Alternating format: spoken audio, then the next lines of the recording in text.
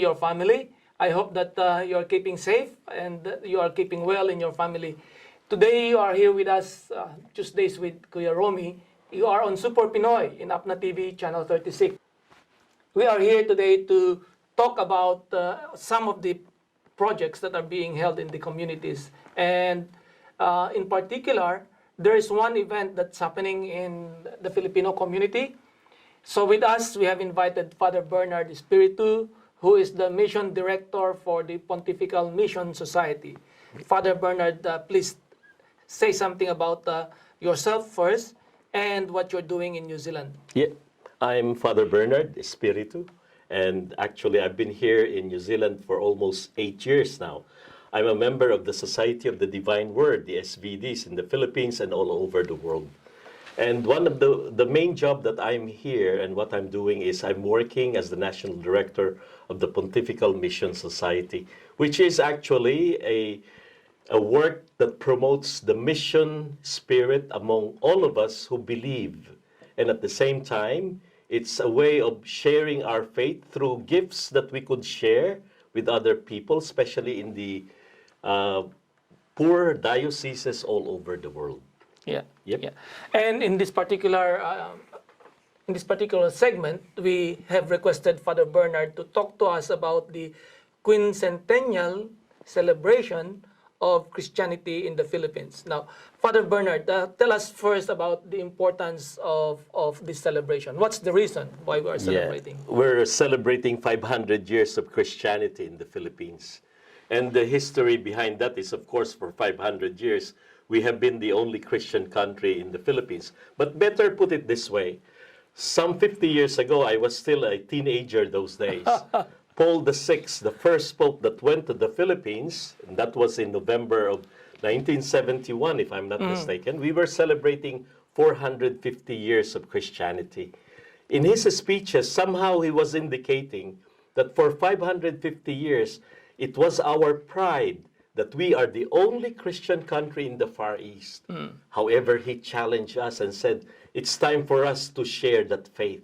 Incidentally, what happened, Romy, was, if you remember, there was this economic crisis, and people started to look for jobs, not only in the Philippines. The start of the diaspora in the Philippines. And that was the time when Filipinos who used to go only outside the Philippines and would go to the United States, this time, since from the 70s, they went to all parts of the world, wherever they could find work. And so you find people in the Middle East, you find people all over Asia, you find people even in the Pacific, and you even find people in Europe. Yeah, Filipinos. Yes, Filipinos migrating because they were looking for jobs.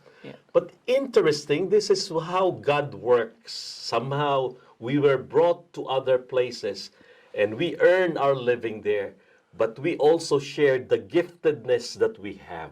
Whatever gift we have. You may be a nurse, you may be a carpenter, you may be a mother, you may be a good father. These are the gifts that we share with people. And this way, we become missionaries. Because we do our best. Because we believe we can be better. And that comes from the root is from our faith. We try our very best because we believe somebody challenges us always to be good. And that's the God that we believe in. So that's the reason for the celebration of 500 years of Christianity in the Philippines. There's a reason to celebrate. There's a reason to celebrate. Yes, because now we are gift not only for us, but we are gift to the world actually. You who are watching, for instance, you're a gift here in New Zealand. That's why we have to celebrate. Yes, by prayer. The Filipino chaplaincy here in Auckland, in Hamilton, in Christchurch, in Wellington, and in other parts, of course, all over New Zealand, we are celebrating in prayer. But we will also celebrate our culture. That's why in October, for instance, we are preparing a cultural night. In Auckland? Here in Auckland. And also the other dioceses would prepare something like that, similar to that. Here we have it in October. But also we have something on the 28th of May. We call it the Cultural Night of the Filipinos. So you'll hear more about that. We'll plug it in. And that's it, you know. Yeah, historically, the Philippines was discovered on the 15th of March, Yes. 1521. Yeah, it's yes, yes, Yeah. yes. And so the celebration will start in March and go on for maybe a year. A year, Yeah. yes. And actually, it should have started already a year ago.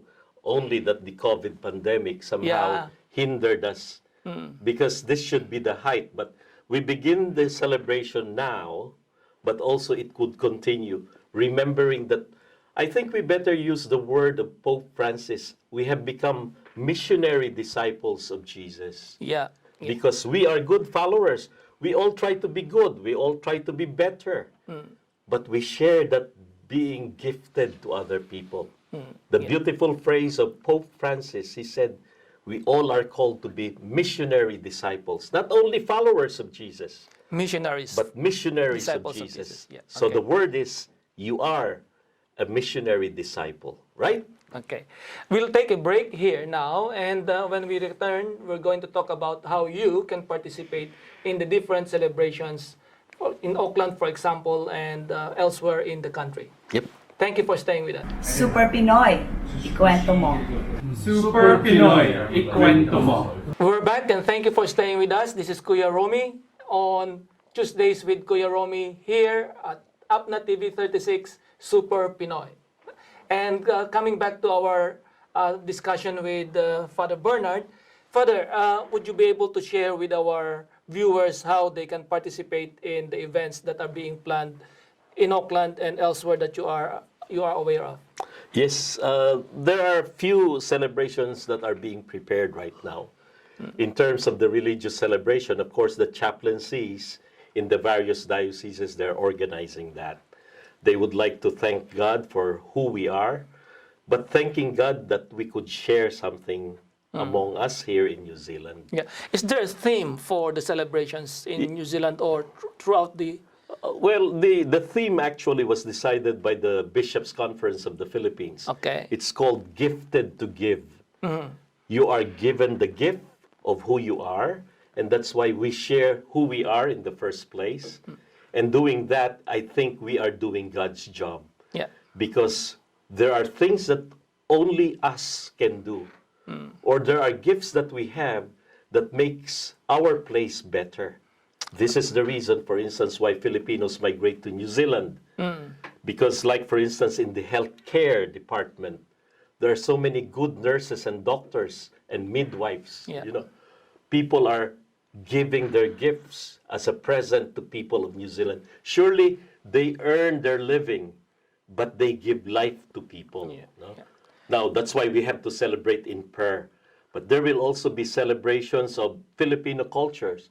There is a group that is preparing here, for instance, in Auckland, on cultural dances, and hoping we could have, or we will organize some choirs, for instance, that will share our music.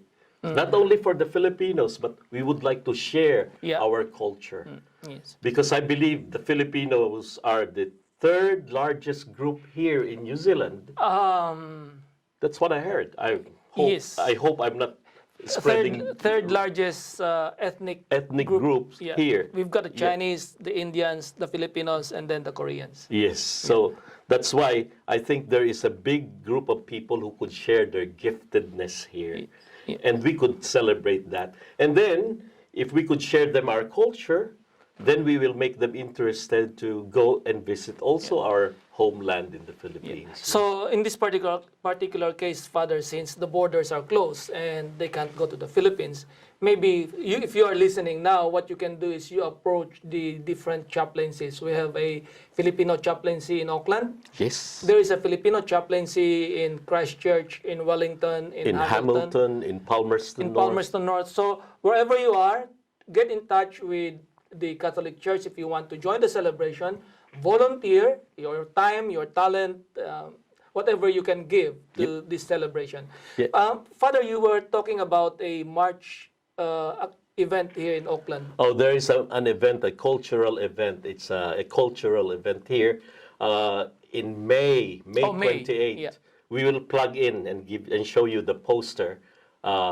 during this conversation, actually. Okay. Yes. Yeah. So May and October And then August, October will be the bigger cultural presentation. both are in Auckland. Yes, and in April, there is already the prayer groups that are being organized by the chaplaincy. As well. Yes. Okay. Yes. So the chaplaincy, we have Father Mario Dorado being Yes. the chaplain of the Filipino chaplaincy in the Diocese of Auckland. So to those of you who know Father Mario, they can also approach him Yes. to ask about what's happening for that in that April event. Yes. Okay. So the events, what we're going to do, we're going to flash them later on, and even the contact persons, maybe Father, so that they can. Yes. Our viewers will be able to get in touch with them. Yep. Okay. So there's the reason for celebrating, and then we have the other celebrations. So this is a more like a faith and culture type of approach of Yes. celebration that we're having. Yes, because as a person, we have our culture, but part of our person also is our faith. Okay. And this is what we want to share also, that God works through us, and the goodness that we have is actually the gift that we have, is the gift that we share with one another. And God gives us the gift of these people, the Filipinos in New Zealand. Okay. So before we end our segment, I'd like to thank Father Bernard Espiritu for sharing his time with us. And Father, if you have some last words that you'd like to share with our viewers. I would say, let's continue to bring out the best in us. And I remember very well, I was working once in Australia, and one of the things that influenced me there was a simple song. It goes something like, good, better, best. We will never rest until our good is better and our better is best. Filipinos, you're good, but we can always become better and bring out the best. That's how we could be gifted to give. We give our very best. May God bless you, and thank you very much for inviting Romy. Thanks, Father. And we'll see you again next week here on Tuesdays with Kuya Romy. Super Pinoy on Apna TV, Channel 36. Follow us. Thank you.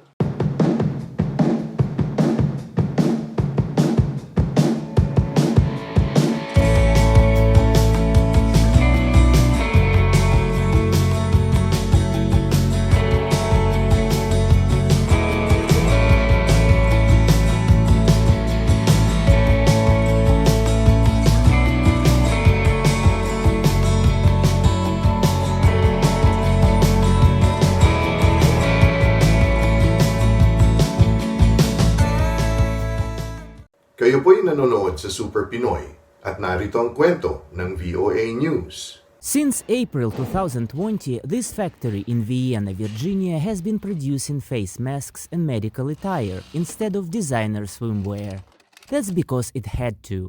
Sales of Carlo Coletto designer swimwear fell by 75% when COVID hit. We knew we needed to start to do something different to keep ourselves in business. We were forced to halt our swimwear production, and at the time we also noticed that the hospitals and the doctors and nurses were in dire need of PPE. The company started producing reusable face masks. Some are infused with nanoparticles of copper, which has antibacterial properties. And what's also special, this mask can survive up to 30 washes. We realized that the processes of making a mask were very similar to making a swimsuit. A lot of the techniques and the components were complementary. So far, the Carlo Coletto brand has produced over 22,000 reusable masks and over 15,000 medical gowns. A special water-resistant coating allows them to keep their antibacterial properties through 30 washes. There were so many things to take into consideration with the pandemic. I mean, we had to rearrange machinery for social distancing.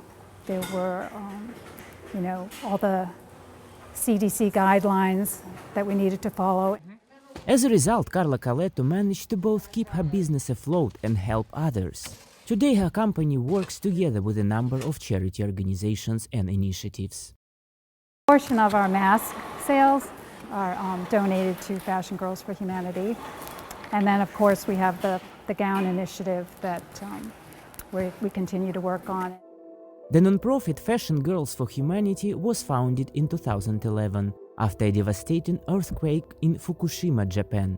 In 10 years since its creation, its mission has been to raise money for humanitarian initiatives and emergency services. After COVID, however, the efforts were aimed at helping medical workers. We decided to raise money so that we could pay the factory workers and then donate the gowns to the most needed hospitals and medical institutions. This is how we came to, working with Carla Coletto. Carla Coletto herself says her factory will keep working on its humanitarian mission and will keep producing PPE for as long as it is needed. Maxim Moskalko for VOA News, Vienna, Virginia. Dr. Anthony Fauci didn't make Time magazine's Person of the Year in 2020. But this is how New York City artist Tim Okamura has portrayed Fauci the year the coronavirus pandemic hit. And some of them you could see him looking kind of dejected. You could see him you could see Trump sort of in the background talking, and it was funny to see Fauci's expression and just trying to capture a sense of a sense of stoicism and intellect and thought, and sort of his presence in the pantheon of American sort of personalities that have been at the forefront during this pandemic. Okamura has also focused on nurses. I'm living across the street from Wyckoff Heights Medical Center, which is absolutely full of COVID patients, and in fact, where one of the first COVID patients in New York was treated, and also unfortunately passed away. Yeah. So I was seeing, medical workers going in and out of the hospital daily. I was seeing, their stress and the strain that they were going through. Okamura adjusted his art to the new reality and learned to paint face masks and gloves. He dedicated special attention to the doctors' and nurses' name tags because most of their faces were covered with protective equipment. As people, when we're trying to connect with somebody, you feel that there's kind of a barrier between you and that person, but the eyes are where you're going to find that interaction. Jenny V can only be recognized when you look into her eyes. When she's at work, she always wears a mask. After working a 12-hour shift at a vaccination site, she says the vaccines offer hope. It feels great because, it's signaling an end to a pandemic, hopefully, sooner rather than later. And it's nice to see that, people are coming in for it and, just excited to get it, just as excited as we are to give it. NYU Langone Health lowered its flags to honor the COVID victims.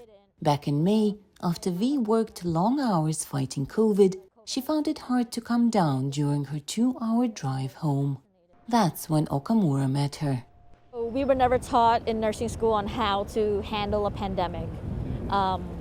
So, when it hit, we were all, we were scared ourselves. We all have families, young children, elderly parents. And when the pandemic hit, we were just pretty much trying to figure out how to get by day to day. V says while COVID vaccines are a light at the end of the tunnel is very long. She hasn't seen Okamura's portrait of her yet, just a picture on Instagram. When it's safe to do so, Okamura will give it to her as a gift, like he will gift the other portraits of medical workers as a way to give thanks and remember the pandemic's toll on human lives. For Vladimir Lensky in New York, Anna Rice, VOA News. COVID-19 is a respiratory disease caused by a virus, officially known as SARS-CoV-2, short for Severe Acute Respiratory Syndrome Coronavirus 2. It's the second time a coronavirus has sickened people and caused death. SARS first appeared in China in November 2002. The current version of the virus emerged from China in 2019, which is why it's called COVID-19. The virus invades the lungs. It multiplies and neutralizes the molecules that help us fight infection. Most people recover, but the virus can damage the lungs and leave patients gasping for air. Thomas Steele needed a double lung transplant because of COVID. It's nothing like sitting in your hospital room gasping for every breath of air you take. And I did that for 58 days. The lungs pass oxygen into the bloodstream, and the virus can damage the lungs and make the oxygen levels fall. Patients may need to be put on a ventilator to help them breathe. COVID-19 can also cause dangerous clotting in the bloodstream. People who already have damaged blood vessels from high blood pressure or stroke, and those with heart disease have a higher risk of serious disease. These clots can form throughout the body, including in the lungs and the heart. The clotting can cause heart attack or stroke. Dr. Alan Anderson is one of many cardiologists who saw people with healthy hearts suffer heart damage. They had elevations of blood enzyme markers that were consistent with a heart attack, even though they didn't have any blockages in their coronary arteries. They had heart rhythm disturbances, and that this occurred with quite high prevalence. The virus and the inflammation that accompanies it can damage the heart tissue, and some of the damage can be reversed, but some cannot. Doctors have also learned that the virus can damage another vital organ, the kidneys. A large New York medical system looked at more than 5,000 COVID patients last year. Their findings? Of the 5,449 patients, 36.6% of them developed acute renal failure or kidney injury. Of the ones that got kidney injury, 14% required dialysis. Scientists are still studying the impact of COVID-19 on the body, but the most severe effects start with the lungs. Damaged lungs have a harder time getting oxygen to the bloodstream, and organs need oxygen to function. If there is none, they can fail. The lungs, the heart, the kidneys, and the liver. And then there are the long-term consequences of the disease. Some are not life-threatening, but can affect the quality of life. Symptoms may include persistent fatigue, headache, shortness of breath, or chest pain. Others may experience brain fog or memory issues, and still others have lingering feelings of anxiety and depression. Anyone, not just those who are hospitalized, can have long-term symptoms, and there's no way to tell who will be affected. We don't really know right now how many patients will develop these long COVID symptoms after they have had this infection. Studies look at anywhere between 10% and 80%. So there could be a large number of people who are experiencing symptoms well after, again, that 4-week time period when we expect people to normally recover. Some medical centers have started special clinics to treat the long haulers, people whose symptoms persist even after they have recovered from COVID. Others may not be long haulers, but their lives have changed drastically because of COVID-19. I'll never be the same person for the rest of my life. He is one of many who will never be the same because of COVID-19. Carol Pearson, VOA News. Though COVID-19 is mostly spread by airborne particles, the pandemic has brought heightened awareness to surfaces touched by many people. Physician Brian Wind has long been concerned by people sharing pens in hospitals and waiting rooms. They're given a pen on a chain with a clipboard or out of a basket, which every other potential sick patient has used. He invented a pen dispenser that disinfects used pens with ultraviolet light. It unravels the DNA and RNA of the bacteria or virus. The dirty pen goes in at the top. Every side of the pen is irradiated with the UVC light. The device spits out a pen just like a paper towel dispenser. After clinical testing, they found it was 99.9% efficacious at reducing those common bugs found on shared writing instruments. Dr. Wind hopes the device will be used in schools, airports, and anywhere that pens are shared. Meanwhile, Alex Horvath was focused on another germ vector, door handles. I was constantly repelled by touching door handles, especially in restrooms that were pretty crowded. While still a student at the Swiss Federal Institute of Technology, he invented a battery-powered door handle that disinfects itself after each use. So when you engage the door handle, the ring will swipe the surface. It's magnetic inside. The ring contains a sponge that carries antibacterial liquid. With a new urgency, inventors are finding ways for people to be together but stay safe from germs. Matt Dibble for VOA News. 3, 2, 1, 0. Ignition and liftoff. Thursday from a launch pad at Florida's Cape Canaveral, Elon Musk's private spaceflight company did it again. Spacex says this Falcon 9 rocket successfully deployed a payload of 60 Starlink satellites a little more than an hour after takeoff. The satellites will join others in the company's fledgling Constellation Internet service. SpaceX says it will give online access to people in remote areas of the world. Astronomers say the satellites block their view of space. Listen closely. That clicking sound is the first audio recording of laser impacts on a Martian rock. They come from the SuperCam instrument aboard NASA's Perseverance Mars rover. Scientists say they can study changes in those laser pulses to determine if the laser's target is worth closer analysis. Perseverance is on Mars to look for signs of ancient life near its landing spot, the Jezero crater. U.S. President Joe Biden praised the mission. It's so much bigger than landing Perseverance on Mars. It's about the American spirit, and you brought it back. You brought it back in a moment we so desperately needed. Biden also commended the team for their hard work and commitment to science. Meanwhile, back on our home planet, NASA says the mineral and rock deposits at Turkey's Lake Salda are the nearest match on Earth to the makeup of Mars's Jezero crater. Scientists will compare samples taken from Salda to the suspected carbonate materials detected at Jezero. Carbonate minerals come from carbon dioxide and water, a key ingredient of life. NASA's Dr. Thomas Zurbuchen explains the importance of parallel research on the two planets. Lake Salda will serve as a powerful analog in which we can learn and interrogate, kind of come up with ideas that we can go try at Lake Salda before we use it at Perseverance, or when we find something at Perseverance, we can go back to look at Lake Salda to really look at both processes but also similarities.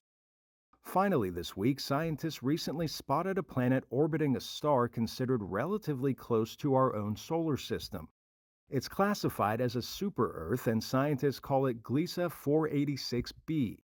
Studying the Earth-like planet could help in the hunt for extraterrestrial life, with help from the next generation of ground-based and space-borne telescopes, the first of which launches in October. Scientists have discovered more than 4,300 exoplanets like 486b, but don't pack your bags just yet. Its surface temperature is about 430 degrees Celsius. It could have rivers of lava, and the gravity may be 70% stronger than Earth's. Arash Arabasadi, VOA News, Washington.